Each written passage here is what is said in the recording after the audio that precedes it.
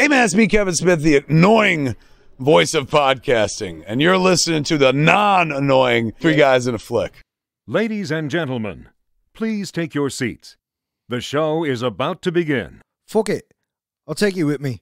You might learn something. About soccer? No, mate. Not about soccer. And for fuck's sake, stop saying soccer.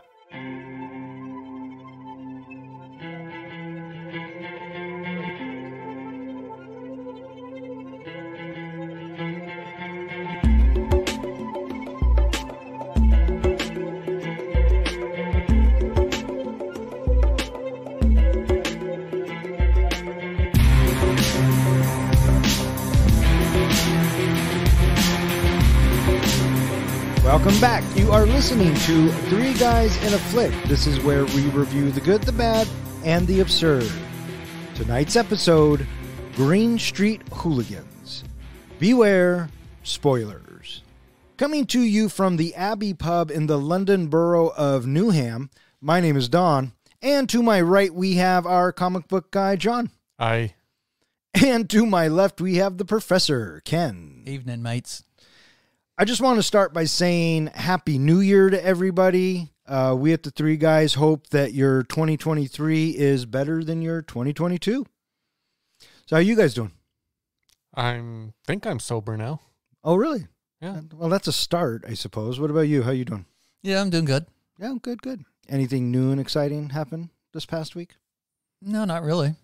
It is a fresh new year. Yeah, well, I mean, 2023. Does that mean we all start with a fresh, clean slate? No. Fuck. I mean, the Professor and I do, but yours is so dirty that there's no way it can get clean. Dirty.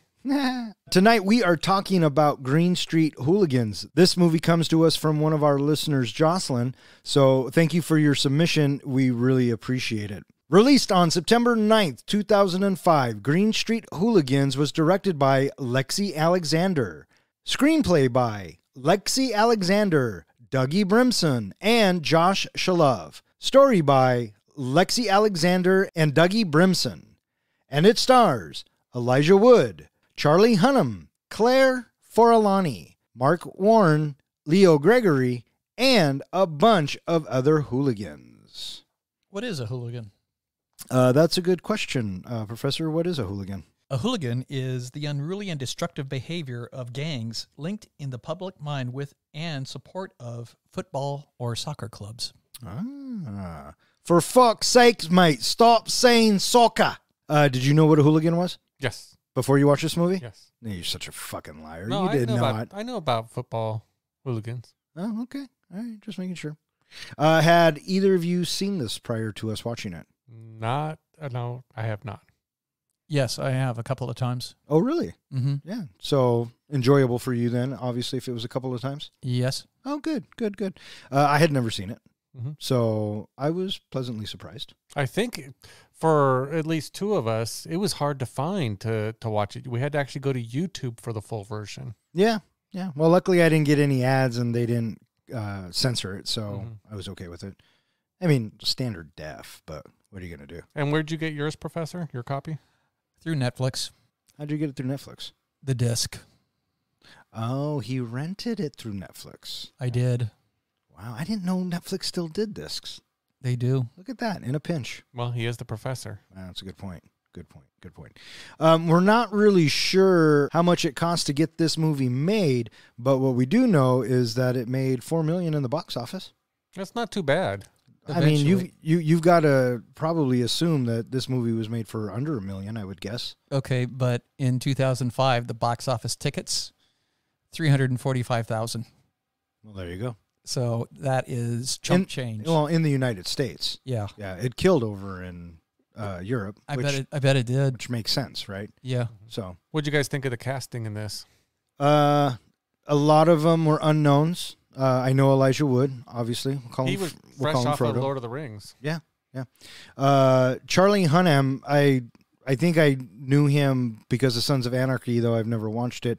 But watching this movie and even looking at the poster, I remember thinking, God, he's a discount Channing Tatum. That's what I think of every time I see him. Claire Forlani, Mallrats. I saw her name, and I was thinking, oh, Is that her fucking name? I don't know. But no, I didn't make that connection. Wasn't she Claire in Mallrats? Is her name Claire? I can't remember. It might be. That's so funny. I remember Gwen. The funniest thing about her is she's playing, a Yank in this movie. She's playing an American in this movie. She's actually British. Yeah, go figure. And then there were some other characters. One of the members of the GSE is in all of Edgar Wright's films. He was in Shaun the Dead, Hot Fuzz, World's End. So I knew him, but everyone else I didn't know. But I didn't care because immediately I was engrossed in the world and I went along for a fun ride. So that was fine. Did you read who Lexi Alexander originally wanted to play Matt? Jake Gyllenhaal. I thought that was an interesting casting. I think that could have worked. To play Matt? To play Matt, play the Elijah Wood character. Maybe, but I think that Elijah brings more of an innocence to the screen. It's his eyes and just his presence on screen. He seems a lot more somebody who is vulnerable. Sure, absolutely. And whereas Jake Gyllenhaal at the time, yeah, maybe, but I mean, I think they did right by going with Elijah. I guess they also considered Tom Hardy for Pete's character. Ooh, now there's something that's interesting. I like me some Tom Hardy. You know what I mean? Especially with an edge. Absolutely. Absolutely. He probably, though, thinking about it all the way through, he might have been too rough. He might have been too burly. You know what I mean? I think that Charlie Hunnam did a good job as Pete, and I bought it, and I bought how, what a badass he was, and this, that, and the other. So I like the cast. That was good. Yeah. One of the things that, I'm a big fan of actually the show Son of Anarchy. So that's where I know Charlie from. I guess he really wanted Tommy Flanagan to play the older brother, the Major. And I think that really would have worked. If you're familiar with Tommy Flanagan, he's the actor that you see on TV every so often, the Scottish actor that has the, I don't know if he's Scottish or Irish, but he has the scars on his mouth, like on his cheeks. Was he in Game of Thrones? Yes. I don't know if he was in Game of Thrones. Looking at his picture, I know who you're talking about. No, he was not in Game of Thrones. He was in Braveheart, though, and that's where I know him from. So, yeah, he probably would have been good as the Major, too. Yeah. Okay, so just out of curiosity, how did this movie, how many swear words did this movie have? I mean, how many F-bombs were there in this movie? There were 240 uses of fuck in this movie. That is a lot. That is in an hour and a half? That's like listening to one of our shows. Yeah, it's like one episode of our show. Yeah. Crazy. And then they have a bunch of other profanity that they use, and it's just in the language. It's right. It's their colloquial conversation. Yeah, absolutely. And I gotta tell you, I love their conversations. Comic book guy, I didn't turn on the captions because you told me they were dog shit, so I didn't even bother. So I turned up the TV really loud. All it was a louder, blurred conversation, But I didn't mind because I could pick out the important bits, and you just go along for the ride. Well, one of the big things is some movies, when you watch them, the profanities are just put in for the audience, and sometimes they don't even make sense where they're put in. This movie was just a group of friends and a group of brawlers all chatting in the pubs and everywhere else, and the profanity fit. It melded into the conversations. Well, yeah, it's their way of life. So exactly. So let me ask you this, guys, gentlemen. I'm curious to know, overall, did you like these guys? Were they likable? Interesting question. I liked Buckner, and part of me, I did like Pete. I think that Pete was a brute. And I think that maybe their way of thinking was a little, I don't know, I'll say extreme. But overall, I like the idea of the bond the GSE had, right? You have my back, I have your back. Especially in the pub. In the pub. And it was just, I liked their characters more than the other firm's characters. Even though we don't get a whole lot, you know what I'm saying, right? Totally. But just on first glance and first impressions, I like the GSE firm more than all of the other ones. As we should. What about you, John? For me, and this kind of goes into, later on for my review, but I felt a lot of the characters were underdeveloped. And because they were underdeveloped, except for maybe Matt and Pete, I didn't get behind any of the characters. I didn't feel anything for those characters. So for me, they were just all background characters. Even, I think his name was Bover. You know, I understand, you know, his reasoning, and I understand, you know, his purpose in the movie, but I didn't get behind him or care about him. I didn't feel much, you know, caring. Even Pete, I felt like they could develop more. Shannon, they could have developed more. The Major, they could have developed more. There's so many different little stories going on and different things happening, and I don't feel like this movie gave us enough time with any of the characters to really back any of them. Okay, so, but my question is, for the GSC, did you like these guys? I liked Pete. Other than that, like I said, I didn't have enough development to like any of the other characters. So no, the answer is I didn't care about the other characters. Okay. Yeah, there you go. So for me, you know, I find it interesting that I did enjoy and appreciate the camaraderie that we see Matt's character eventually embrace with these guys, and yet they are indeed hooligans. And because they are bad guys, we still, at least for me anyway, I felt a sense of not necessarily camaraderie, but certainly a certain sense of fondness for the group, especially when they were together in the pub and sharing their stories and laughing with each other and giving each other a hard time. I thought that for what it was, you know, these are bad guys, and yet we still like them. You know what that reminds me of? As I'm watching it, I even said this out loud. I said, "Oh, it's football Goodfellas." You watch Yellowstone. Oh, it's Cowboy Goodfellas, right? It all kind of comes down to that gang mob mentality. And if the characters, if you're having fun with the characters, then you're going to have fun with what's going on, regardless of what they're doing, unless they're fucking, you know, killing puppies or something. It's funny that you kind of mentioned that these are bad guys. One of the things I did appreciate about this movie is it also gave us some insight into this isn't their whole life. They're not just, you know, guys with, you know, aimless guys who are just all about football and about getting in fights. You know, Pete is a history and PE teacher. One of them is a pilot. You know, they all have lives and jobs outside of it, and they're normal.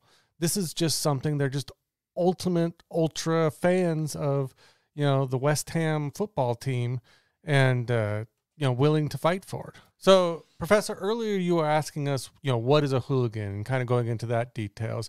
I wrote out just some questions that I thought was interesting, some trivia about football hooligans and the history thereof. To ask both of you, which country has the most football hooligans? I would guess Scotland. Ireland. Russia.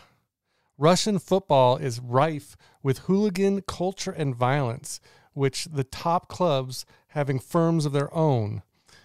So it was really huge in 1970. Next question. Who are the toughest football hooligans? Which hooligan? So which firm are the toughest firm? Which firm is the toughest football? Manchester. Millwall Bushwhackers. It is the Millwall Bushwhackers. Were famous. They were notorious as What the fuck do I know? the most ill-behaved football fans in England, and they've been active, or they were active, since 1972. Are they equivalent to the Oakland Raider fans, maybe? I guess they're the Vegas Raiders now, but Yeah, maybe. You know what I'm saying? Or I hear the Philadelphia Eagle fans are pretty rowdy too. I hear that pretty bad. Yeah. Next question. What decade was hooliganism at its peak? Hell yes. I'm going to say it was the 70s. No. I'm going to say it's the 60s. I'm going to say the 60s, Professor. 90s. It was 1980. God damn it. I was going to say 80s, but I thought, oh, it's too easy. You started with 70s. I went with 90s. Who is hooligan named after? Thomas O'Hooligan, who was raised in Ireland from his old mammy. How the fuck would I know? You should have done your research. What the fuck do I want to know the origin or who the first hooligan was to review a fucking movie? It's actually Patrick Houlihan, and I guess they changed it to pretty hooligan. fucking close. I know, you were. And he was an Irish bouncer and thief who lived in London. All right. Well, And then the last trivia question I have for you guys. oh, for fuck's Since sake. we don't really see it in this movie, are there female hooligans? Yes. Yes.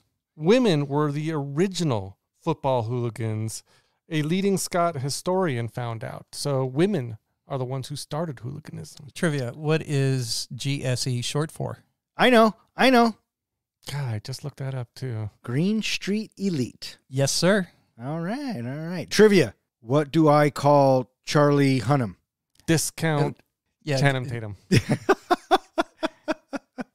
Journalism major Matt Buckner is expelled from Harvard University after cocaine is discovered in his room.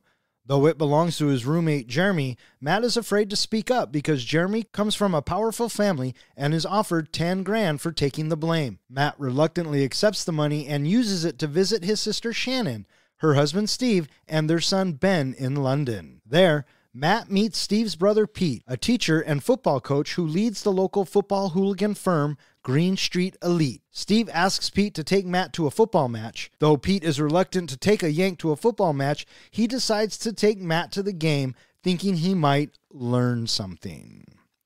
So this movie opens up with a fight. Two firms. Yeah. Well, just first initial thoughts when this first started with a fight. Were you guys like, oh, here we go, or what the fuck is going on? A little bit of both, I think. No, I halfway expected that because I knew that the story was about fighting, and the fact that we jumped right into a fight, I was not surprised by that. Yeah. And the first thing I thought was, I like the grainy look. I like the independent feel, the way we're moving the camera and the way we're getting our shots. There's some good camera work in here. It reminds me a lot of Guy Ritchie Snatch. It does. Did the shaky camera ever get to you? No, there are movies that I can't take it, but every so often there are filmmakers that'll do it, and just at the moment where you think you can't take anymore, they'll stop. You know what I mean? But no, this didn't bother me too much. Yeah, having the shaky cam, we had that also with Matt's first fight, where he is thrust into the brawl and he is hit to the ground. We get that frenetic feeling, and I thought that it conveyed the mood well. This is a fantastical. Oh fuck! What type of a seventh hole of hell have I fallen into? Yeah. And doesn't the fight end with Pete headbutting somebody really viciously? Yeah. I think so, on top of a phone booth. Yeah. And then so after that, we are introduced to Matt, Elijah Wood's character. He's packing up. And when it first cut to Elijah Wood, I thought he was getting fired from a job. That's what it looked like. Kind of, right? And so it turns out he's actually getting expelled from Harvard because they found some Colombian Bam Bam, and he was going to take the rap for this utter douchebag. Rich prick. Oh. What was your impression of Matt when you first get to see him? Kind of a, what's the word I'm looking for? He was, my first thought was ballless, timid. Yeah. That's my word as well, that he's timid, he's sheepish, and he doesn't have a backbone. Right. Mm-hmm. And then, that envelope of 10 grand that was sitting there, I guess if I were in his position, I probably would have done the same thing. You know what I mean? But the problem was, he was so close to graduating. He was what they said, like 2 weeks from Was graduating. it 2 weeks or like 2 months or 2 it was months, 2 something? 2 months, Yeah.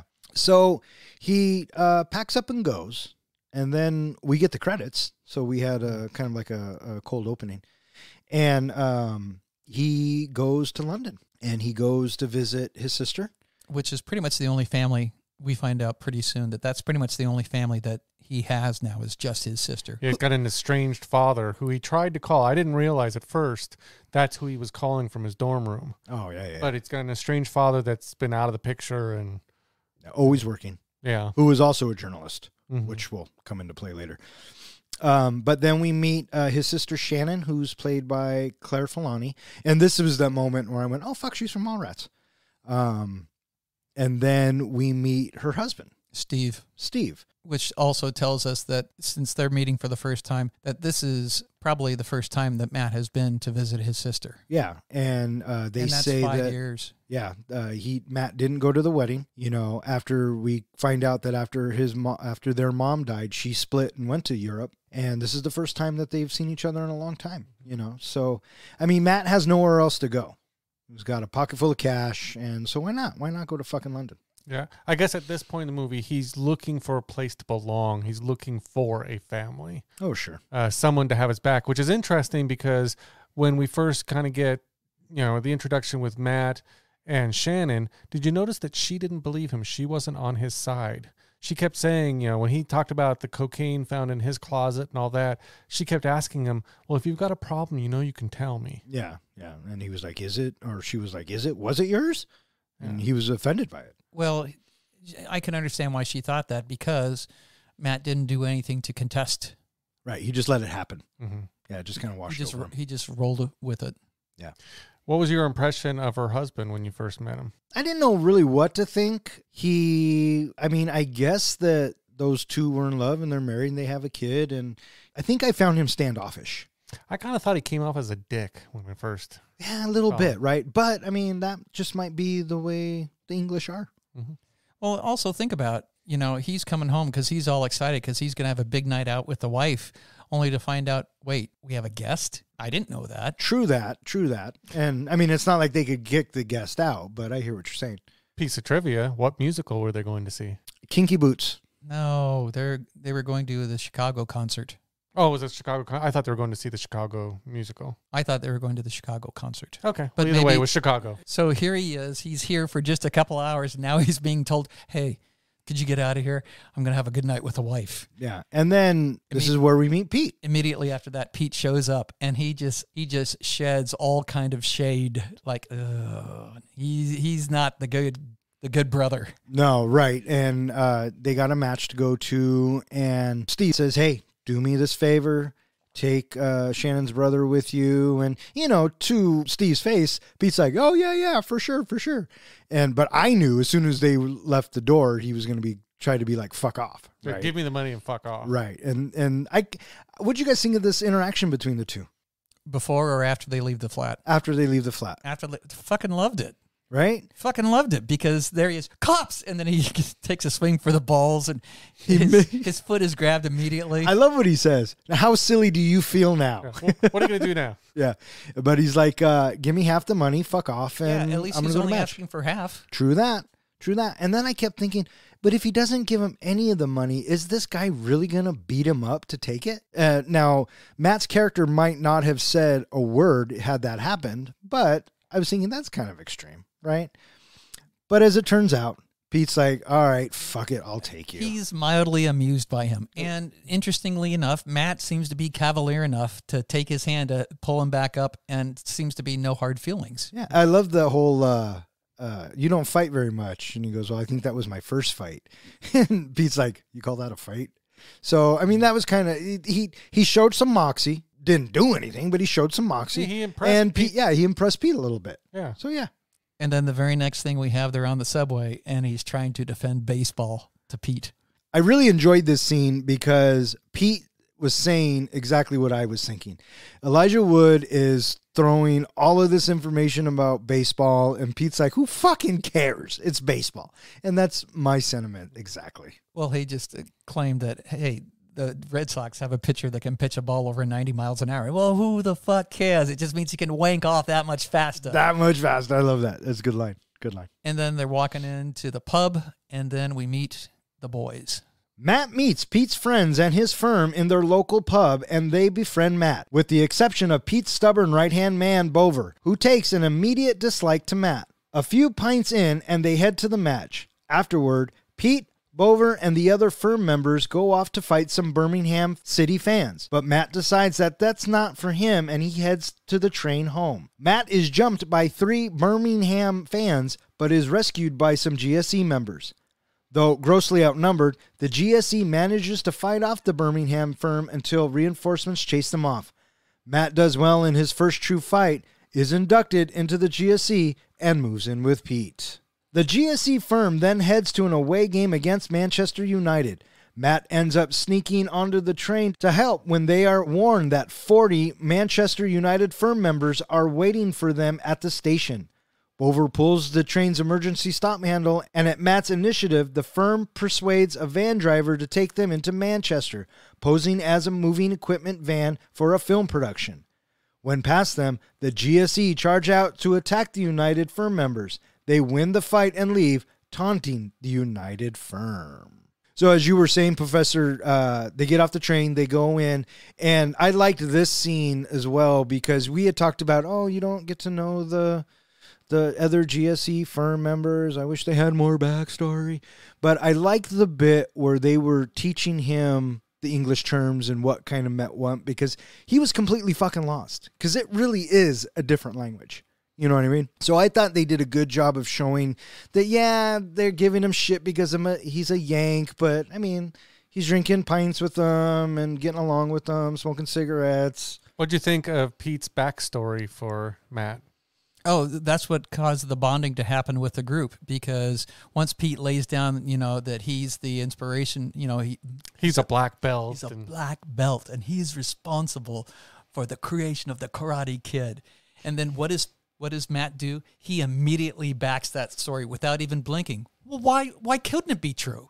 And then he lays down and he goes in just as thick and deep as Pete laid it out, and they continue on, and that's the bond that begins to happen with the group. I feel like you and I have done that several times. Yeah. Name your sensei. Name your sensei. And they're all Miyagi and drinking to it and having a good old time. And then we meet Pete's right-hand man, Bover. So, and we know that Bover's kind of a dick, right? I mean, he's kind of a brute, and he doesn't like Matt. Well, I was trying to figure him out throughout the movie, and I didn't know if it was going to come out at some point of whether, because he kind of makes a mention, he doesn't like interlopers. He doesn't like anybody who's not part of the group coming into the group.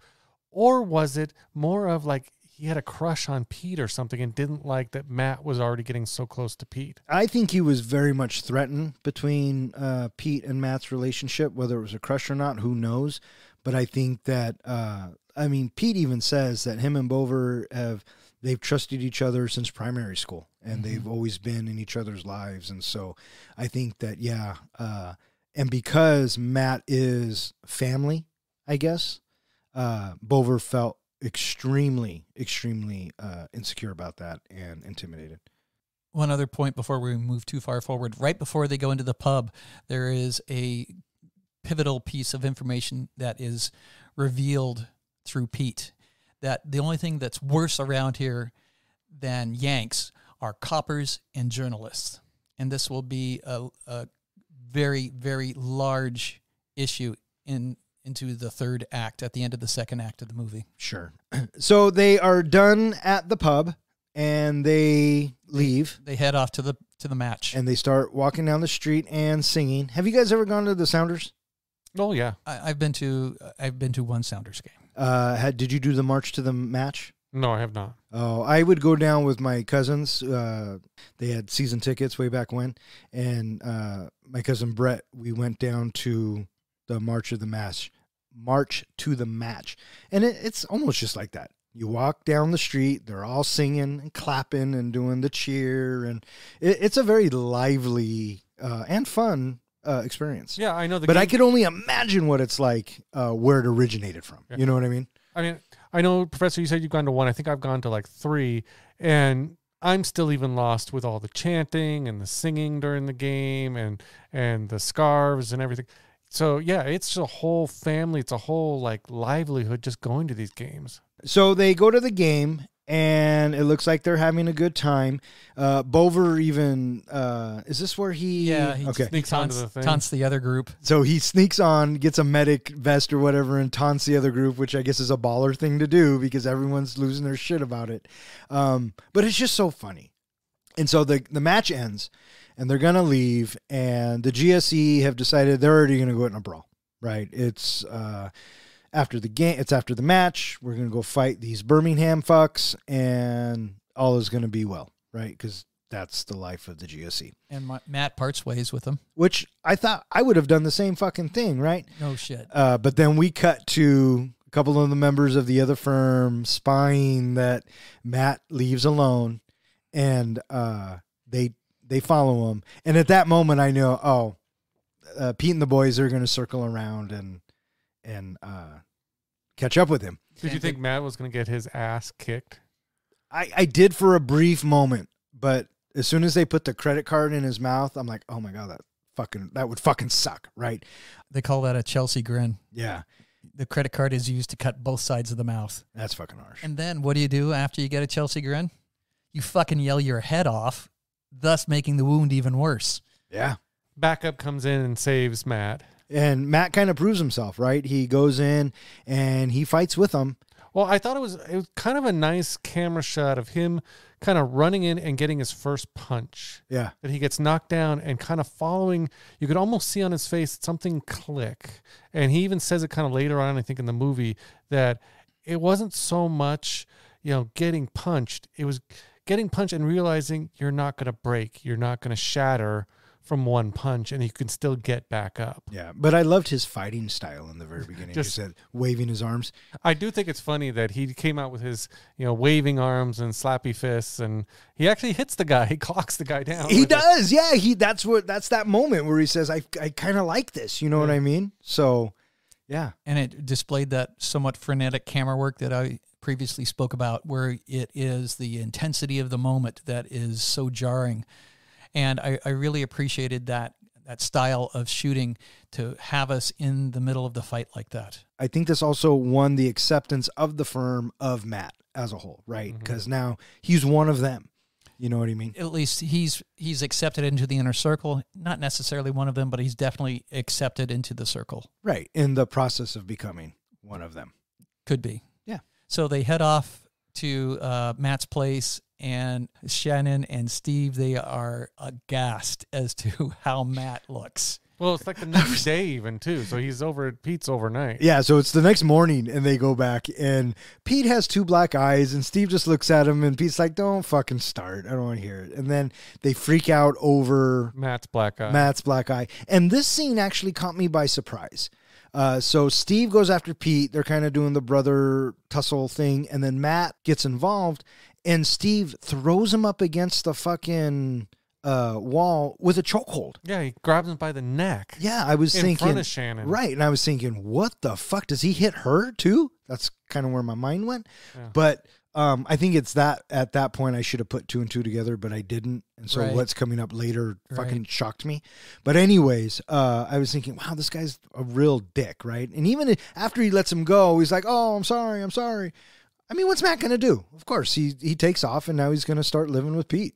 I originally thought that this scene was going to be the end of Steve and Shannon. I thought that Shannon was going to leave him after seeing how abusive it was, or that's where the storyline was going to go, is that this is an abusive guy who's kind of he's a dick and an abuser. Yeah, but that would have had nothing to do with the story they were telling us. So it wasn't going that way. And then from here, we get a bit of a crash course about what a firm is through Pete as they talk over getting some breakfast. I love how he says, I love how Matt says, so it's a gang? And Pete's kind of like, yes, kind of, but there's more to it, I guess. But in its simplest terms, it is a fucking gang. That's all it really is. Mm-hmm. You know what I mean? So, but there is a sense of honor in a way, and it's about having a reputation that is favorable, where they don't have people that are shooting blindly or killing children, and it's more about having a good story to tell, or to have the knowledge that you stood tall, you stood your ground, and you didn't shirk away from a difficult task. Right. And we come to find out that all the GSE and all the firms, all it is about is your reputation. Mm-hmm. That's all it's about. And so I thought that was kind of fascinating too. I want to talk a little bit more, because we have added friction that happens the next time Bover sees Matt and Pete together at the pub. And we realize now as an audience that this problem isn't going to go away. And it's only going to continue to degrade the relationship between Bover and Pete. And then after this moment, Matt goes back to his sister, and he's grabbing his stuff. And this is where they have a bit of a shouting match with each other. And I really dug the line that Matt says. He says, "You ran to another fucking country when Mom died." But then we see this gentleness wash across Elijah Wood's face, and we get that tenderness that comes back. And then he says a very gentle, "I'm sorry" to her. And then they hug. And I thought that was an important moment to have in the movie, to show that these two are still connected and bonded to each other, despite the fact that she wants Matt to have nothing to do with Pete because he is only going to be bad news for Matt. Right. And then the fact that he still leaves, but he doesn't leave on bad terms. Mhm. You know what I mean? By having that conversation, they kind of work it out for that moment, We also find out that this is kind of the bit where we find out that these guys have regular jobs. And so Pete takes Matt to football practice. And I love, he says, the Yank here is going to play goalie, and we'll see what happens, right? And I like when he introduces them and he first tells them he also thinks baseball is better than soccer. Right. Which already just really gets those kids riled up. Man after my own heart, right? But I like how he says, when he tells him to go play goalie, he says, is this even going to be fair? What, should I let one or every other one go in? And Pete laughs at him because he knows what's about to happen. And so this was a fun scene. I like this one. Regarding this soccer match with the kids, did you know that several of those kids playing on that field went on to become professional football players? No, I had no clue. Yeah, a couple of them did. Yeah, one of that kid that did the cartwheel or whatever it was. Yeah, the ending goal. Yeah, he became one of the biggest players. Yeah. Watching Elijah Wood play goalie made me think of someone else too. Me. Dude, I probably would have been the same fucking way. Hey, goalie's fucking hard, man. I have a trophy from a soccer team. Playing on a soccer team. Participation? No, we won the championship. Participation. Of course, it was I think first grade. Yeah, which was the last time I think I was on a sports team. But yeah. I also like the moment just before the soccer match when they're up on the rooftop drinking a couple of Fosters, and Matt goes ahead and says, I'm studying history. Right, because he can't believe that fucking Pete is a teacher. Oh, and that's what right after that. And so he goes, I teach history. You teach? I love the way he says, you teach? Yeah. And he's just completely floored by it. And he's like, you cheeky slag. Yes. I guess at this point, I was also thinking, why lie about it? You're having a conversation. Yes, you can say, I was a journalism major. They know how they feel about the journos, which I get, which is why he did lie, of course. But, I would think at that moment in their relationship or that point in their relationship that Matt could have explained and Pete would have accepted it. Well, one of the things that I was a little confused about, or maybe it's just because we don't know more of the story, is that obviously, Steve and Pete are brothers. You think Pete would know something about Shannon and know maybe a little bit about her background, that her father is a journalist. Oh, I doubt that. And maybe she would have mentioned at some point, my brother's in journalism school. You think they would have kept all that hidden? I think that Steve knew that her dad was a journalist. Steve knew, but why would Pete know? I don't think Pete would know. I know, all about my brother's father-in-law. Yeah, but I'm pretty sure you guys have a healthy relationship. And let's look at Steve's past. That is nothing but trouble. Yeah. Right. So it doesn't shock me. But Steve knowing makes complete sense because that's his father-in-law. Mm-hmm. Right. But I think this rooftop scene also leads us into the soccer scene. This is an important moment in the movie because it shows a definite human side to Pete. And he's not just, a bad seed, if you will, that he does have redeeming, personable qualities. It's funny that you say that it's this scene that shows us this. In my opinion, what scene shows that to me for Pete is after that first match and they're going to go get in the fight and Pete looks at him and says, go home. He's protecting him. He doesn't, I think that shows him that he does have a heart and that he does care at some point. Mm-hmm. But I see what you're saying. Either way, he's not as bad as we're led to believe. This whole thing with, Pete being a teacher and, as we mentioned before, one of them being a pilot and all that, it reminds me of another fight movie, which is Fight Club, where we have all these guys who just love to brawl, but during the day, they all have real life, real jobs. Let me stop you right there. First rule of Fight Club is we're not talking about Fight Club. What's the second rule of Fight Club? I got a better question. Well, the other thing I was going to just mention is that you're breaking the fucking rule. I'm not talking about Fight Club. Oh, you're not? No, I was going to mention You are right now. that just like that movie that we will not mention, Well, you're still talking about it. these people go to work, and I'm sure Pete goes to school or whatever to teach with black eyes sure. and bruises. But in that, it's kind of funny. But in that community and in that lifestyle at that time, I'm sure it was completely normal. Yeah, it I just mean, shows these you- footballers are fucking serious fucking people, man. they're just, ultra fans. Yeah. Back up to the meeting of Tommy. Who the fuck is Tommy? Tommy is Tommy's the bad guy. He's our antagonist that leads Millwall. Bover, he gets pissed off and he storms out and he jumps on the bike, rides over to Millwall, and he's sitting there having a meal across the street from the pub. And then I thought that was after. And then Tommy and his group come into the cafe and they spot Bover and they go over and they sit down and they start talking to him.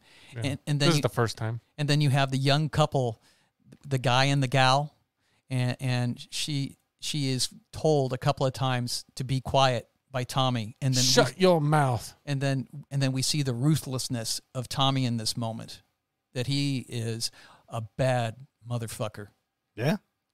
Well, one thing I thought was interesting about, Tommy and Bover kind of meeting, and I didn't realize this until I did a little background research in the movie, was that Tommy and Bover used to be friends.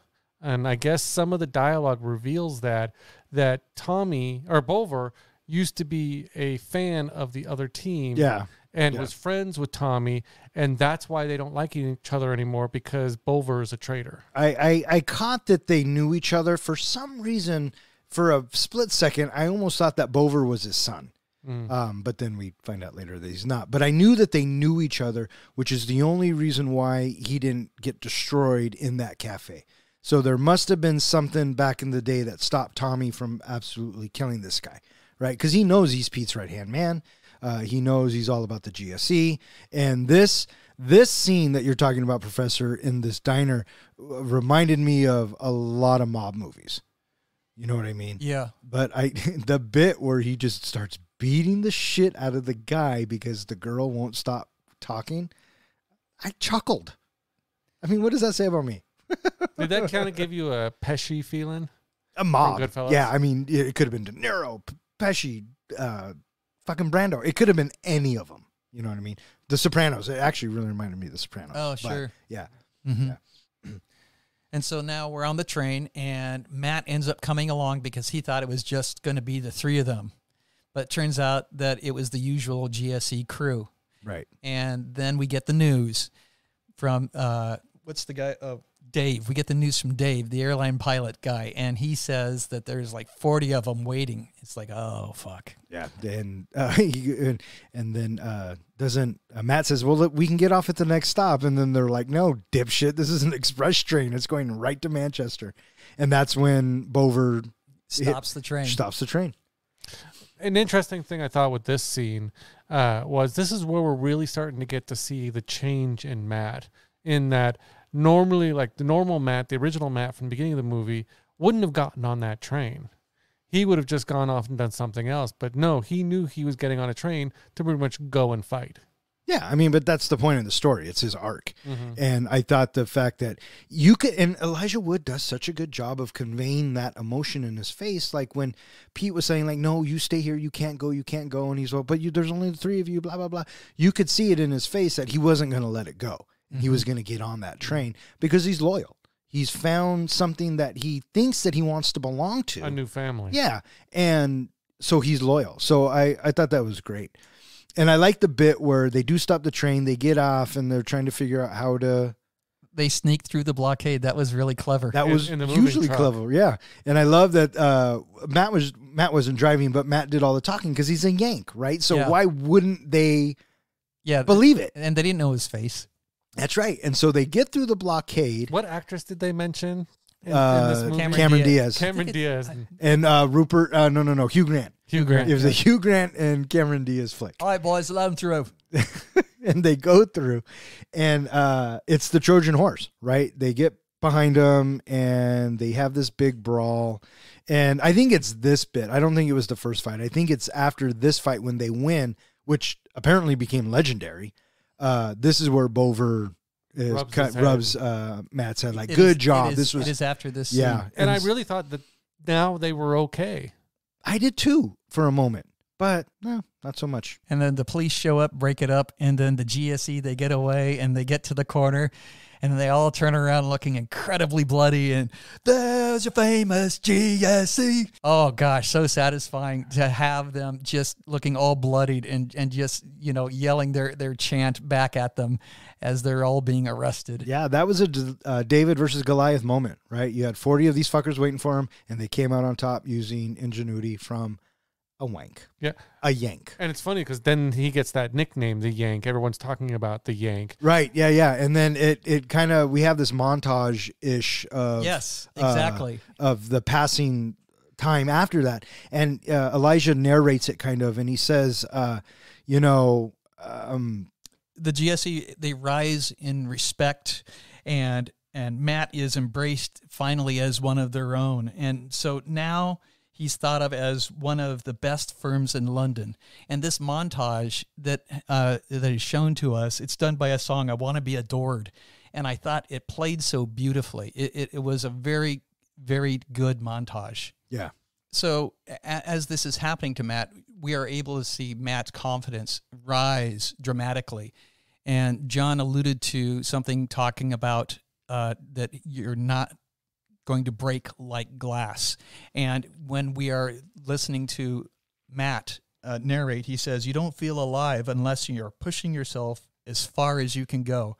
And so this is the high point, the zenith, if you will, for Matt's character, that he has finally found his backbone and he is able to stand tall on his own 2 feet for probably the first time in his life. Yeah. How much time, and I was really having a problem with this, how much time do you think passes throughout this whole movie? Months. You think it's months? Well, you figure that there's probably a match during the season, one a week. Oh, maybe a month. Well, I was trying to figure it out because in the beginning, you know, he's got his roommate in college who's, you know, he's getting expelled and everything. The roommate's on the phone and all that. And at the end, the roommate looks like he has a job at some big company. He could still do that and go to school. Okay, I was wondering. I was trying to figure that out, and it was making big sales. So was it like months? Was it like 6 months? Was it just a month? Was it a few weeks? It was time passed. Okay. Mm-hmm. And so right after this, Dad shows up. And so they go out to lunch, and Dad, at first he's really pissed, but eventually he does sort of settle down, and Matt is able to settle down and kind of sort of listen to his dad a little bit once his dad stops pushing for what he wants. Right. Did you feel like this whole dad subplot storyline was even necessary in the movie? I understand that we had to have Bover and other people, or whoever saw him, it was Dave or someone, saw them going into the newspaper, you know, building together.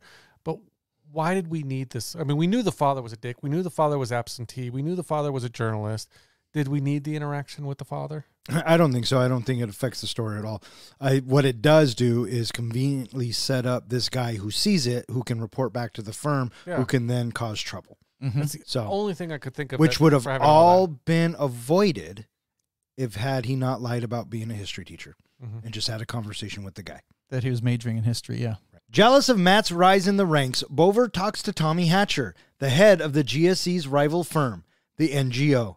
After one of the members of the GSE sees Matt meeting his father, a journalist for the Times, for lunch, they assume Matt is a journo as well. Bover informs Pete of this. Steve goes to the Abbey to warn Matt and discovers that Steve is the founder and former leader of the GSE, the Major, who retired from football hooliganism after witnessing the death of Tommy's 12-year-old son in a fight. Bover secretly informs Tommy and the Millwall firm of Steve's presence. Pete angrily confronts Matt in the bathroom over his identity as a journo. The Millwall firm crashes the Abbey and petrol bombs the bar. Tommy confronts Steve and stabs him in the neck with a broken bottle, telling him that if he dies tonight, then they are even. Bover, who had been knocked unconscious by Tommy's right-hand man upon arriving, helps get Steve to the hospital where Pete slams Bover for his betrayal. Shannon decides to return to the United States to ensure the safety of her family. So we got to the part where, the dad comes, and you're right, the dad was a dick, right? And I guess he's trying to make up for it, and... Well, they made him out to be this horrible, horrible guy, and he just seem like a distant father, just a Right. Does that make him horrible? no. He just chose journalism. I guess. But like I was saying earlier, now we get that really convenient moment where one guy sees Matt at the Times. Mm-hmm. Well, he does give us one other thing, which is he is pushing Matt to go back to Harvard and right the wrong that has been committed. Right. But at this moment, Matt doesn't quite have that moxie yet. Well, I don't know if he doesn't have that moxie. I think that he is so embedded in, being part of the GSC that this is his family now. That, the father and the sister really aren't his family anymore.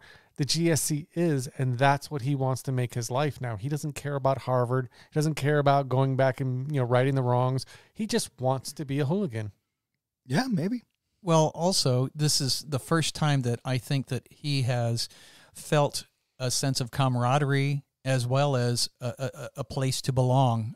Before, I don't think that his character arc had that because his father wasn't around, his mother is dead, his sister is on another continent, and now that he is out of Harvard, he is wandering. He has no place to put himself down. And so once Bover finds this information out, he goes over to Pete's because he wants to tell him right away, this guy is a fuck, right?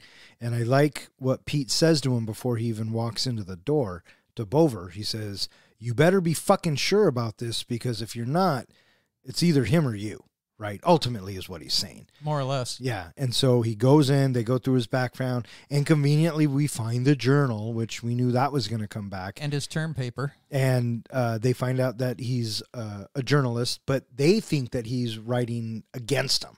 Right. And he's reporting against them. Right. And I just felt like that whole plot, that whole subplot, I don't know.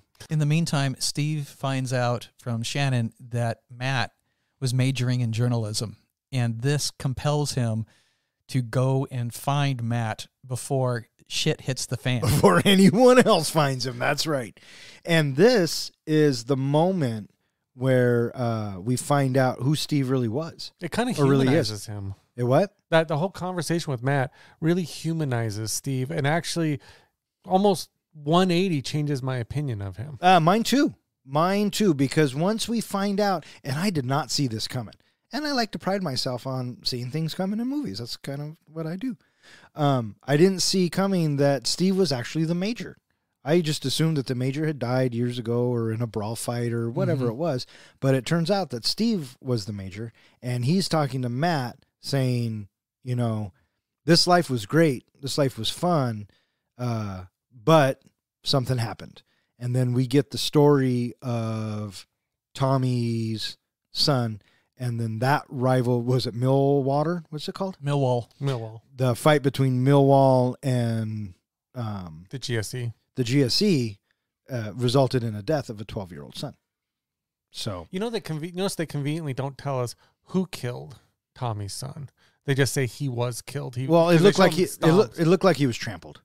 I don't know if he was trampled or someone stomped on his head. What's the difference? One's unintentional, one's intentional. Tommy didn't care. Doesn't matter. Yeah. He's still dead. Yeah. Right? I thought for some reason that Steve did it, but he didn't. They made it a point to show us that he did. He witnessed it. The whole thing. Yeah. And that was his last day, or that was his last match that he went to. Right, because then a little bit, sometime after that, he meets Shannon, and she says, "The life for me." Yeah, it's them or me. And he picked her. They had a family, and he got out.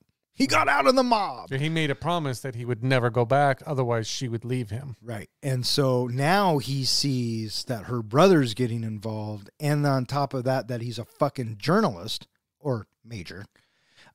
He had to do something. Right? Yeah. So I appreciated this bit because it was like it was like one of those bits in those movies where everybody found out and we as the audience knows and the main character doesn't know and he's going to get blindsided and it's going to be really bad, mistaken identity, someone's going to get killed and blah, blah, blah. But no, they threw it out right as we found out, so did all of the characters. And then Pete comes to the pub, they have a chance to talk, and I just appreciated it about this bit. Well, Pete hits Matt first. A toast to Stevie Dunham. They almost got out. They almost got out, and then they got stuck with the pints. And then that's where we hear the story. And then immediately after that, the GSE shows up, and we finally get to the bottom of the whole journo thing. And so while this is happening, Bover he calls Tommy. He's being a dick. Yeah, he's being a hurt little boy is what he's doing. And he tells the Millwall firm that everyone's at the GSE's at the Abbey, and the Yank is a journo. And the Major is at the pub. This is your time for revenge. What did you guys think of, real quick, when all the windows broke and it looked like those guys ninja hopped into the... How the fuck did they do that? Okay, so I wasn't the only one, right? No.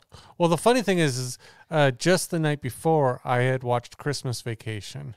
And there's a scene in Christmas Vacation where these SWAT teams come in through the windows, almost identical to how they come into the pub. So it kind of made me chuckle. Yeah, I was like, what the fuck? But, we get a brawl, and... it's more than a brawl, man. They set the place on fire. Yeah, I mean, they were upset. One of the things I had gotten from all of these brawls that we'd seen before this is, and something that I think you talked about earlier, Don, is there's a little bit of honor in these brawls. They go just to fist fight. Once the fight's done, they walk away. Tommy has no honor after the death of his son. I mean, he takes that bottle and just jabs Steve right in the neck with it. And the fucking line that he delivers, yeah, it's pretty fucking hardcore, right? Your death tonight makes us even. Yeah, I mean, he's out to kill. He's out for blood. I thought he was dead. I thought they were going to kill Steve. That's what I thought too, that he's going to die tonight. Right. But he doesn't. He gets Bover immediately feeling remorse and like he betrayed, tries to make up for it. You know what I mean? It gets them to the hospital, whatever. But Pete's not having it. Pete pretty much tells him, you're fucking dead to me, right? I was reading an interesting thing that there's a lot of symbolism in this movie, that the director purposely put certain things in to give the audience a chance. I don't know, give the audience a little bit of like symbolic interpretations of things. Did you notice that when they were waiting for information on Steve, that Bover was lighting a lighter up, over and over again? Yes. Mm-hmm. And that's meant to symbolize his self-reflection, that he was trying to figure out what he had done and, how horrible, how low he had sunk. At the same time, did you notice what Pete was doing? He had that broken styrofoam cup. And he kept trying to put the cup back together, which I guess was supposed to symbolize him trying to figure out how to put the GSE back together. Yeah, sure. Yeah, because he gave a powerful speech to Matt in the bathroom after all that shit went down. I really liked what he said there. If I don't convince those boys that the head of their firm was not just taken in by a fucking Yank journo, the GSE is done. So I'm going to go out there and I'm going to tell them that Bob's got it wrong and that you're one of us and I had better be fucking right. Anytime he does that kind of speech, because that's like the second time he does that, you better be fucking sure. But it's the fact that he's willing to do it. I dug that about Pete. That's a great moment in the bathroom, too. Very much so. Yeah. Very much so. Yeah. Throughout this movie, you talk about the different speeches he gives. You can feel he is a born leader. I mean, he is natural at it. Oh, he was. I like the moment when Shannon finally shows up at the hospital and she spots Pete. Pete stands there, and then when she gets to him, and she just starts slapping the crap out of him. And he just takes it. And he just stands there and does nothing. And he just lets her slap the crap out of him for as long as she wants. Exactly what I would have done.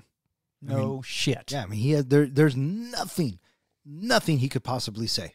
Mm-hmm. Nothing he could possibly do except for stand there and take it. Mm-hmm. Yeah. And he does. Because he's an honorable guy. Hooligan or not, I think he's an honorable guy. What do you think of Shannon and Steve's interaction when he wakes up?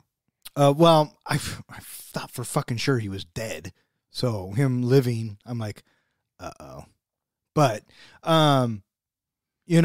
she's like, someone who says to go to America or go home? Well, she, like, in the beginning, she's like all lovey and, I'm so, glad that you're okay kind of thing, the impression. And then she says, I'm going to I'm going to Boston or something like that. To protect her family. Yeah. And so I'm wondering, does that mean that she wants Steve to come along, or is she leaving whether he's going or not? At that moment, I think she's leaving for her safety, and the rest of it will get taken care of in the wash. Yeah, because I know Steve had said, if I ever get involved in it again, she said she's leaving me. And I'm thinking, he really didn't get involved. He got pulled in, so it's really not his fault. No. Yes, He was trying to save her brother, which I would think gives him a pass for doing that. So I'm hoping that, we don't get it. I guess there's 2 sequels after this movie, and we don't get any more information. But I'm hoping what this meant was maybe Steve followed her to America. I'm going to say yes. Okay. If it makes you like the movie more, then yes, he followed her to America. Not only did he follow her to America, you know what? He got a football club named after Pete. Well, that's my other thought is that the death of Pete had the same effect that Tommy's child death had to him, that maybe Steve then got back into the life. Oh, for fuck's sakes, who cares? I don't know. It could be an interesting way. I'd love to see that resolved. Okay, you hold your breath, and we'll see what comes first. So the way that I took that moment, that interaction, for me, I think that when the 2 of them hold hands, she says that I am still with you, and he is ready to still be with her, and he wants very much to continue to have what he has with her. And when she says that I'm leaving tomorrow, she is doing that for the safety of her and her son. And it is not about him being left by her, but she has to leave now because it is no longer safe at home. The 2 firms meet near the Millennium Dome the next day for a final brawl. Matt and Bover show up to fight for the GSE, but Shannon turns up with Ben and is subsequently attacked in her car by Tommy's right-hand man. Matt and Bover come to their rescue. Pete notices that Tommy is approaching the car and goads him by saying Tommy is to blame for his son's death by having failed to protect him. Tommy snaps and tackles Pete to the ground, eventually beating him to death. Everyone on both sides gather around Pete's dead body in shock. Matt returns home to the United States and confronts the now wealthy and successful Jeremy in a restaurant, who is snorting cocaine. Jeremy admits to being the cocaine stash's owner, and as he is about to leave, Matt pulls out a tape recorder. Horrified that Matt has declared his confession as a ticket back to Harvard, Jeremy lunges at him, but Matt fends off Jeremy with ease. As a victorious Matt walks down the street outside the restaurant, he sings, "I'm Forever Blowing Bubbles," the anthem of the GSE and their associated club, West Ham United. Roll credits. So, yeah, we have to have this final brawl. Heads must roll for what happened at the Abbey. What happened to the Major, yeah. Yeah, well, that was at the Abbey. Mm-hmm. Yeah. Yep. And so then the guys go and see Shannon, and she is packing up. And Matt, he wants to stay. And Pete says, "No, you got to go." And I really like the speech that Pete gives to Matt. He says, "Matt, listen to me. It's time to go home." "I don't know where my home is anymore." "Well, then we both know where it ain't." Where it ain't. Where it ain't. Yeah. I really dug that. It was kind of a kick to the balls, a little bit. He doesn't fucking listen. No. But the person that really, really bothered me in this whole last act of this movie is Shannon. Why go to the fight? First of all, why show up to the fight? Second of all, why bring a baby to the fight? All kinds of shit's going down there. She's got to be at least familiar with some, the violence news and all that. Maybe she's just not thinking straight. Maybe she should leave the baby home alone. Or maybe just not gone. It would have been safer.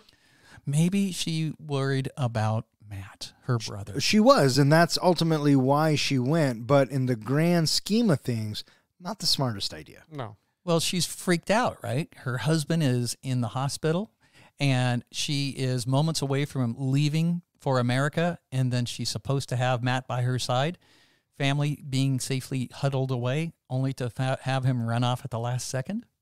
Yeah, I suppose. I could also see it in that no one would expect one of these hooligans to attack a woman and a baby. Oh, no, I fucking expect that 100%. I don't think I would expect, because they did say that they have some honor, and usually it's them just about the sports teams and fighting and Yeah, whatever. but no, you're right, it is, but not for this particular instance. Yeah. They are still holding the major responsible for Tommy's son's death. But I don't think Shannon would have known that. No, of course she wouldn't have known that. Yeah. But my point is, it wouldn't have mattered. Mhm. They would have beat her up, killed her, and the Oh, kid yeah. too. No, So, I know they would have, but I'm just saying Shannon might have shown up thinking she would be safe. No, I don't think she thought that at all either. She's been part of the life, or she knew the life. I also dug the setting for the day of the fight, because it starts out with a quiet, calm morning before the GSE gets together, and we get to see each one of our characters, how they are quietly, I guess you could say, steeling themselves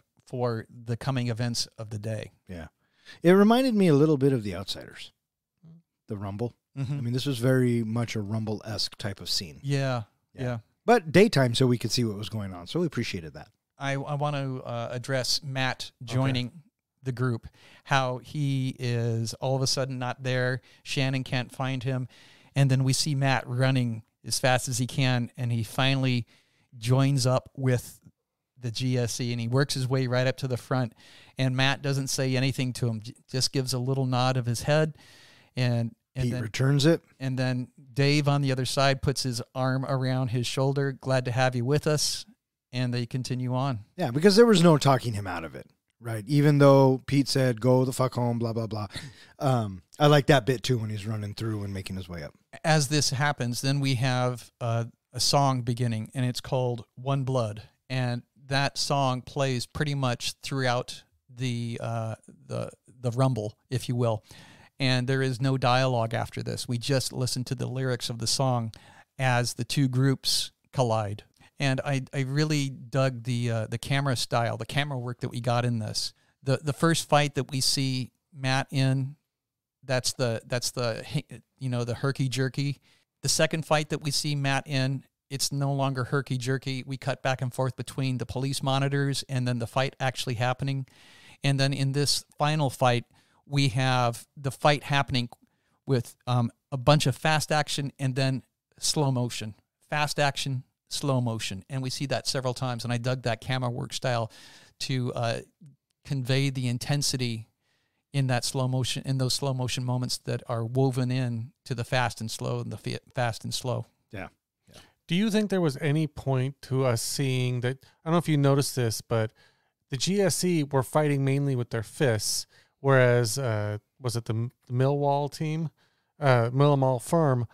A lot of them had weapons that they either had brass knuckles. Tommy pulls out that baton thing. It's like, they're without honor. Did you kind of notice that at all?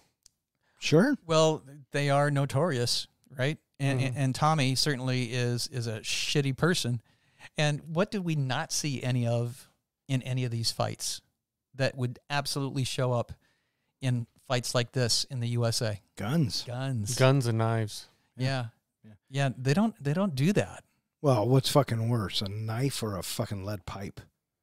Both pretty fucking destructive. Well, we have to remember, too, that in the UK, aren't guns illegal? Yeah, guns are tightly monitored. Right, but I see what you're saying. In a gang fight in America, we would definitely see guns, for sure. Because people are pussies and they can't fight with their fucking fists. Yeah. So Tommy and Pete, they go at it. And then who shows up in the middle of the fight? Bover. And I like what Pete says. Shannon and them are there, and what's his name? Tommy's going to go after him, and Pete looks at Bover and says, you protect them, and we're good. I think that Tommy character is a fucking bitch for using the fucking baton thing. He's a big, brawly fucking dude. He couldn't go one-on-one with Pete. And he breaks Pete's leg. And his fucking arm. Yeah. He fucking beats him down. Yeah. You know what I mean? But he sees that he can't stop him, and Tommy goes toward the car. Well, actually, it wasn't Tommy. It's like his brother, because Well, that's what first goes towards the car. Tommy, Right. Tommy, he's dressed all dark, and then this other guy that looks just like Tommy, he's wearing a tan jacket. Right, but Tommy does make his way to the car because does. Pete stops him. Yeah. And he makes it fully clear he's going to kill the kid, because a kid for a kid. Yes, absolutely. Oh, yeah, we know this. He tells the audience. He tells the whole fucking world this. And Pete only has one move here. diversion, get his attention, and see what happens. And at this point, I knew what was coming, and I was thinking, Did you know Pete was going to die? Yeah, at this point, I did. Yeah, I knew that they were just gonna, because what he said, it's your responsibility, it's your fault, and I kind of got to agree with Pete at this moment, right? Mm-hmm. Who takes a 12-year-old to a fucking rumble? No shit. Okay. Anyways, moving on. So this Tommy character lands up beating Pete to death. He pummels him. And then the rest of the firm sees what's going on. Both sides. Right. And it brings everything to a halt. Right, because they pull him off of him, and then everyone's just standing around shocked. Again, I know you don't really care what happens to these characters afterwards. Do you think anything happened to Tommy? Do you think he got arrested? Do you think things just went back to the way they were? I think he won an all-expense-paid trip to Zimbabwe. Okay. Disneyland? Doesn't matter to the story. No.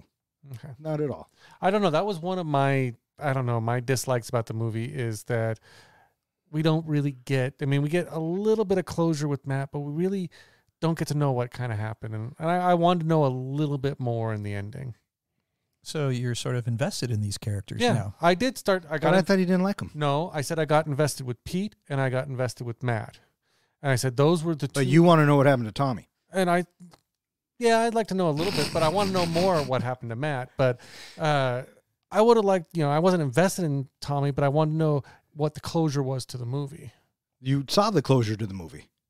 That he beat him to death and walked away. No, the closure to the movie is Matt walking away. Yeah, but we don't know, did he get back into Harvard? I got a better question. Who cares? I know. I care. Why? Why do you care? Because the evidence that he gathered in the end scene was very wishy-washy. He taped him without knowing. The guy even said, I'm in the office taking a meeting. I'm in the office taking a meeting. There was no proof he was doing cocaine. He was just making the noises. We heard that loud and clear. He could have said, I had an irritant. I had an allergy. The tape recording was so wishy-washy. A family with money could easily beat that in court. So the ending to me was very weak. Oh, well, there you go. Okay. All right. You thought it was just case closed. He's getting back in Harvard. I didn't care if he was going back to Harvard. That wasn't the point. The point was he was standing up for himself. Okay. That was the fucking point. And I got that, and I appreciate it. Well, clearly you didn't, because you wanted to know, did he go back to Harvard? Who did he marry? Did they have kids? And yes, they all became footballers. Okay. And one was named Pete. Okay, but we had... The dog was named Pete. But we had left... Called the dog Indiana. But we had left it at the moment where Pete has just died and everybody is standing around looking down at his dead body. And at this point, this is where we get some piano music starting. And there's no dialogue during the piano. And then we see that Steve has been given the bad news about his brother, as we see him trying to tear out his tube out of his arm and such. And then he ends up, ugly crying into, his buddy's shoulder. Oh, but right before that, the camera shot before that, we have Shannon in the car, and we have a profile of her face, and she looks like she's about ready to cry. And then we go to Steve, ugly crying, and then we go back to Shannon, and now she has a long tear that has gone down her face, and I feel like at that moment, in a way, it's almost like that she is crying over Pete's death as well, besides Steve also crying for it, and that they are still united. Once, as I was saying before, that they are still together. And then the shot after that is we see the car heading to the airport, and it says Heathrow Airport 2 miles. Yeah. Anyway, I just thought that the third act had some really strong camera work to it. And then from there, we go back to Boston. Yeah. And I like this bit because as soon as Jeremy makes an attempt to get physical with Matt, I'm thinking, dude, he just got back from England. He's going to beat the shit out of you. And he probably could have. Well, he doesn't know that. Well, no, I know he doesn't know that, but I, as the audience member, does. And I was kind of hoping he'd hit him too, but, is what it is. We got what we got. And so Matt gains his confidence, finds his drive, is attempting to get back into Harvard. Who knows if it worked or not? Not the point. The point is that he got his groove back. One thing I appreciate about this is that they say for any good journalist, you need some hard living. You need something, to experience that you can draw from. And I think this whole experience is going to make Matt a hell of a journalist. Oh, I agree 100%. Yeah, they say you write from experience. Well, yeah, he learned, to have temerity, that he now knows that he can dig deep into himself and he can rely on himself. And I really appreciated the camera work that we have when we're in the restroom as he confronts Van Holden. And, you said you were going to hook me up, right? And then as he finally gets that, yes, okay, fine, I'll hook you up. And then when he plays back the recorder and he's got that little smile on his face and he's like, what the fuck is this? Oh, this? It's my ticket back to Harvard. Yeah. And then we get that moment where we get that close-up shot of Matt with his fist raised. And what I really dug about that was this complete dominance of the moment that is reflected on his face that he has over Van Holden.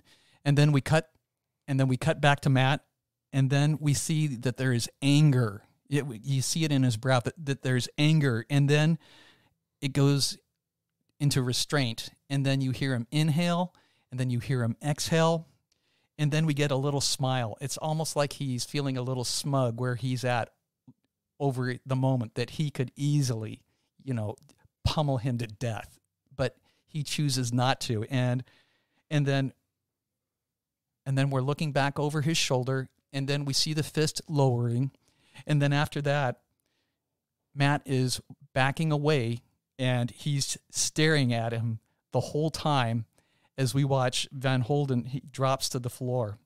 And I just love the fact that Matt, he never looks away, never loses eye contact with him. And then we watch Van Holden shrivel up almost like into a little ball as we hear the bathroom door close. And I thought it was a really powerful moment, and I thought it conveyed itself very well. Well, it was a complete opposite to how we met both of them. We didn't really talk about necessarily about, other roles that Elijah Wood has had. Whoa. Shut your fucking mouth. Frodo? And now it's time for John's Precious moment. This is the point in any of our podcasts where I take the movie we are currently reviewing and compare it to the greatest movie series ever made, Lord of the Rings. Let's start off with Frodo. Pete is definitely... No, I'm just kidding. Matt Buckner really gives off a Frodo vibe. He is the one on a journey of self-discovery, of finding his place, finding a family, and most of all, finding his balls. In the beginning, when he loses Harvard, he loses his sense of belonging. It's Pete who leads him to the GSC. Aragorn in this movie would be Steve, a.k.a. the Major. He's the reluctant king who prefers not to rule. He walked away from his kingdom, but his people still need him. That makes Shannon his Arwen. Gandalf. Now, you may disagree with me on this, but this is who I thought Pete represented in this movie. While he may seem like a leader, which he definitely was, it's Pete that serves as a guide for Matt. He advises him. He gets him to come out of his shell, just as Gandalf did for both Bilbo and Frodo, and he eventually sacrifices his life to buy time for the others to escape. His distracting comment to Tommy about his son to protect Shannon was akin to Gandalf telling the Balrog, "You shall not pass." The other members of the GSC are the members of the Fellowship. We really don't get to know them well enough to decide who fits which role, but they're definitely the Fellowship behind Pete and Matt. Tommy Hatcher, the leader of Millwall's firm, is Saruman the White. All of his firm members are his orcs. Sauron is represented by the rivalries. It's the rivalry that drives the folks. It's what corrupts them. It's what gives them a reason to fight and leads them down a dangerous path. Bolver in this movie, well, for Bolver, I picked Gollum. The GSC is everything to him. It's his precious. When Matt comes in and he immediately mistrusts Matt as if Matt was going to take it all away from him, take away his precious. He even goes as far to work with the enemy to eliminate Matt and get his precious back. Up until the end, Bulver really only cares about himself and maybe a little bit of a crush on Pete. Who is Jeremy Van Holden? He's barely worth mentioning since he barely is in the movie. I can see a bit of Denthor the Steward of Gonthor in him, as in like a false king who tries to hold on to his rule at the expense of others, but other than that, he was kind of a wasted character. So what is the precious? What is the one ring in Green Street Hooligans? For Green Street Hooligans, it would be the GSC itself.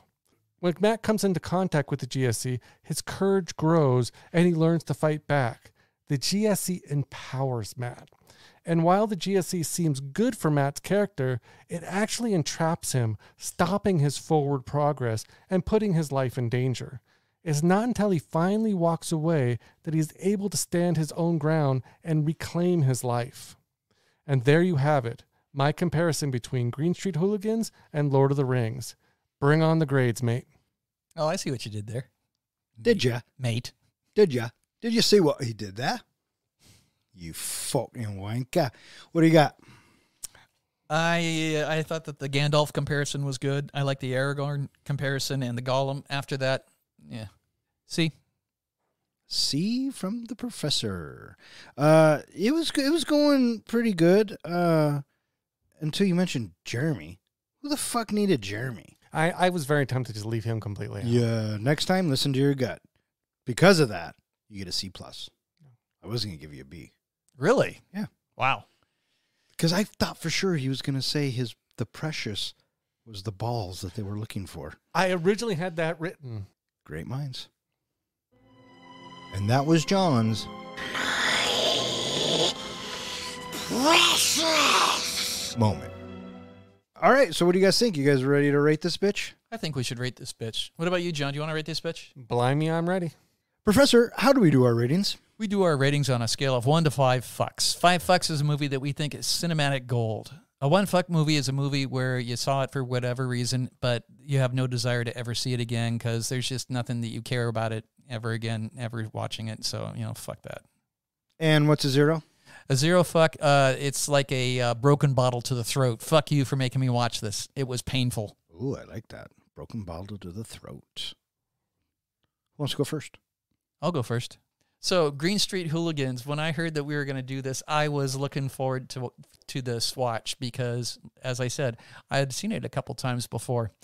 And I did enjoy it very much this time around. And I came to appreciate it a little bit more due to the camera work that we got from the director. And I really appreciated what I feel like that the movie conveys. There's several themes. Standing up for yourself. Love. Friendship. Brotherhood. Camaraderie. And I think that these are strong characteristics that are echoed throughout the movie as we watch Matt on his journey. And it's also a kind of an interesting watch as well to look at the subculture of the pub life of these British football clubs. Oh my gosh, they are a ruckus bunch. That's for damn sure. But in general, I found Matt, played by Elijah Wood, to be a very good character. And I was very much with him throughout his journey. The anxiety, being in over his head and having himself redeem himself and find the courage to make himself a strong person, not because anybody else told him to, but he did it for himself. I also really appreciated Pete. And as I had mentioned at the beginning of the pod, it's interesting that these people who are lawless of sorts, and they are constantly responsible for carnage and destruction, I find these characters to be generally likable. And I dug that about them. And I just think that, the relationship that Pete and Matt have with each other, I dug it, and I enjoyed watching their story go together. And that moment that we first see Pete getting Matt to try to fight for himself. And he tells him, just think of someone you hate, right before they get into that first fight that he goes into. I also appreciated having the story arc between him and his sister Shannon. It worked for me. And the chaos of the fights I thought was represented well. And so I pointed out the music. I really dug the music as well. I thought that the music accompaniment that had us either through lyrics or non-lyrical stuff during the fights, I thought it was played very well. And I find that it's going to be an easy movie for me to watch sometime in the future, should I choose to watch it again. I'm giving this movie 4 solid fucks. 4 solid fucks from the professor. You want to go? You want me to go? I can go next. All right, buddy. Green Street Hooligans is a film meant to portray the gritty side of fan obsession with a sports team, football hooligans. But it also gives the viewer insight into the different aspects of family dynamics. Is family by blood, or is family those who have your back? The actors in this movie did a great job. I did have troubles following some of the dialogue due to the slang and the accents, but the pace of the film was fast and it fit the film's theme. The tone was dark, it was violent, but it conveys the importance of family and finding the unit where you belong. The movie never made me really understand the need for them to fight or really get behind any of them during the fights. The fights just felt unnecessary, meaningless, and I'm surprised more folks weren't seriously hurt. What was the point? Why was their reputation that important to them that they were willing to risk their lives, their livelihoods, and those of the blokes closest to them? But I did get the point that it's not for me to understand or support. It's about giving me a view into the life of a hooligan. My only other issue was that it felt like there was a lot of underdevelopment of some of the side characters that were tied to the main character's stories, like the father and the sister. I felt like we needed more from the sister and the father, and that it was built up to have this deep impact on Matt, but they never really got into it. They just barely touched on it. Either give us more, or why bother with them at all? The movie also leaves a lot of unanswered questions. What happened to Tommy, Bover, and the Major, etc.? Now, I know, Don, you don't really care what happened to them because that wasn't the point of the story, and I get that. But for me, I think I would have liked a little bit more of closure in the end of the movie. Green Street is a movie that leaves a lasting impression and keeps you thinking about it long after it ends. So for those reasons, I'm giving Green Street Hooligans 3.5 fucks. 3.5 fucks from the comic book guy. I got to say, that's higher than I thought you were going to give it. You know, in the beginning of this podcast, I was intent on giving it a 3. But from hearing you both and getting me to think more about the movie, I actually went up a half. Oh, there you go. There you go. All right. Green Street Hooligans. This is the first time that I have ever seen this movie, and I got to say right out front, I really enjoyed it. I enjoyed the pacing, I enjoyed the cast, I enjoyed the style in which it was made, and I even enjoyed the topic. I can't say that I'm a huge football fan, but I'm intrigued by the culture. I am blown away by the fandom. They are some hardcore fans, and when you can love something that much, it kind of makes life worthwhile. You know what I mean? Whether it be sports, arts, craft, whatever. If you have that much devotion and that much love for something, I say fucking God be with you. Elijah Wood, I thought, was the correct choice for this role. He conveys emotion in his face and has, do we call it a tenderness, or he has he just has a low-key demeanor about him that really fits this role, and he's gentle, right? Very much of a gentle soul. And discount Channing Tatum on the other spectrum of that. You think he's just going to be this hardcore dick who doesn't fucking care, but it turns out he's fucking human. And I was actually really disappointed that they killed him off. I understand why you have to, and I understand the self-sacrifice. And ultimately, in movies like this, regardless of the theme, self-sacrifice is the ultimate penance for being an asshole. So I was on board with him. The rest of the cast rounding it out, I thought they did a great job. Again, I like the style. The soundtrack, as you were saying, Professor, moved me, kept me going, kept me moving along in the story. Overall, I'm really happy that we watched this. This is something that I will be definitely watching again. And for those reasons, I'm giving Green Street Hooligans 3.5 fucks. I thought that was a really compelling point that you made about Pete needing to die. And if Pete doesn't die, maybe Matt still stays, maybe. But with Pete dying, now he has to go because there is nothing left for him.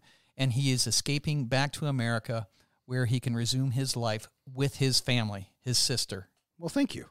With 3.5 fucks from me, 4 fucks from Ken, and 3.5 fucks from the comic book guy, that gives Green Street Hooligans an average of 3.7 fucks, which puts it in the 14th spot with Dogma, Halloween, and The Outsiders. And it is slightly better than Top Gun, Commando, The Shining, and a little bit worse than Die Hard 2, Hell or High Water, and The Blues Brothers. I think it's interesting that it puts it at the same level as Outsiders because both movies to me felt very similar. Yeah, very I don't want to say juvenile, but the whole rumble aspect, and the sense of belonging and the gangs, and yeah, interesting. Yeah, both stories are very much about pride.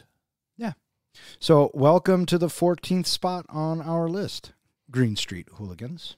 All right, so that is going to wrap it up for this episode. If you would like to know which movie we are going to be reviewing next, please check out our website. And speaking of which, hey, John, where can they find us? As always, they can find our website at threeguysinaflick.com, where we post all of our podcasts, our show notes, movie trivia, teasers for the next shows, and things like that. They can also find us at any place that hosts podcasts, as well as all of social media. All right. I just want to thank Zach, Ronnie, and Jill for listening. Keep on listening. Thanks, Zach. Thanks, Ronnie. Thanks, Jill.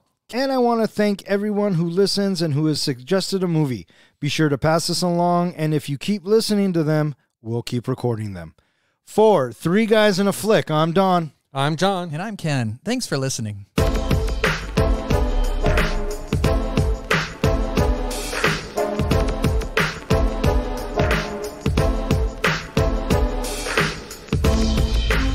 Before we go any farther, just one sec.